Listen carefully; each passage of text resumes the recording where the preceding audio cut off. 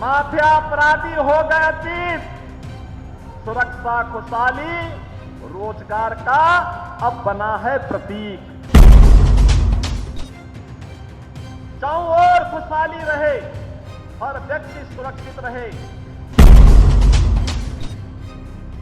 हमें तय करना होगा कि युवाओं के हाथ में तमंचे हो या फिर युवाओं के हाथ में टैबलेट और स्मार्टफोन।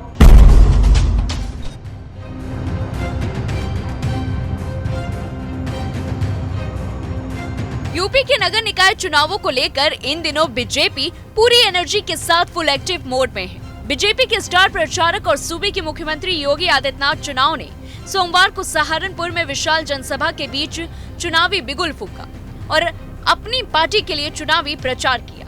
वक्त के तकाजे को भांपते हुए योगी ने विपक्ष को भी आईना दिखाया और उस पर जमकर निशाना साधा और बीजेपी सरकार की जीरो टॉलरेंस नीति की खूबियां गिनाते हुए सीएम योगी ने कहा, अब यूपी में माफिया अतीत हो गए हैं। राज्य सुरक्षा, खुशहाली और रोजगार का प्रतीक बन रहा है। नो कर्फ्यू, नो दंगा, यूपी में सब चंगा।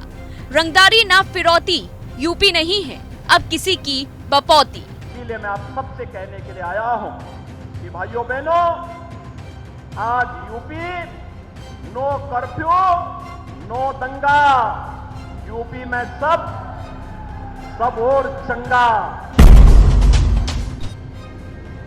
रंगदारी ना फिरौती, अब यूपी नहीं है किसी की बपौती।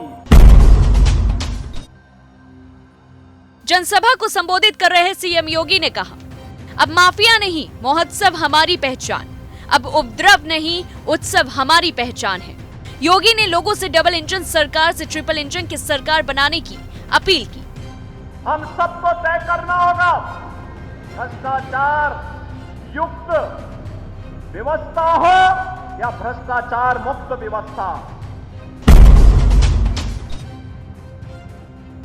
हमें तय करना होगा कि युवाओं के हाथ में तमंचे हो या फिर युवाओं के हाथ में टैबलेट और स्मार्टफोन। भाइयों बहनों, हमें तय करना है कि गलियों में अपराधियों की गोलियों की दड़दड़ाहट होनी चाहिए या फिर शहरों में और गलियों में भजन गंगा का प्रवाह सुना करके लोगों के जीवन में परिवर्तन करने का कार्य होना है।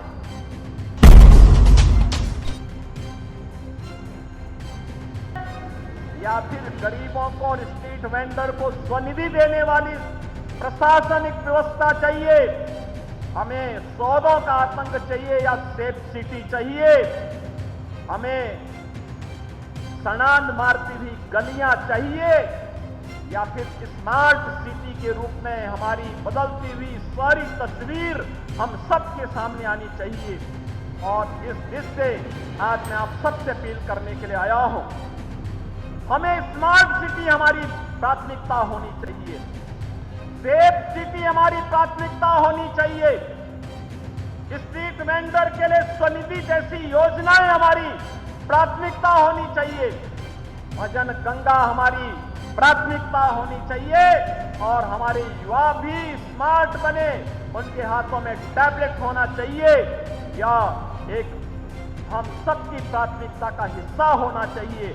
और इसीलिए मैं आप सबसे कहने के लिए आया हूं कि भाइयों बहनों, आज यूपी नो कर्फ्यू, नो दंगा, यूपी में सब और चंगा। नो कर्फ्यू, नो दंगा, यूपी में सब चंगा। रंगदारी ना फिरौती, अब यूपी नहीं है किसी की बपौती। माफिया अपराधी हो गए अतीत, सुरक्षा खुशहाली रोजगार का अब बना है प्रतीक।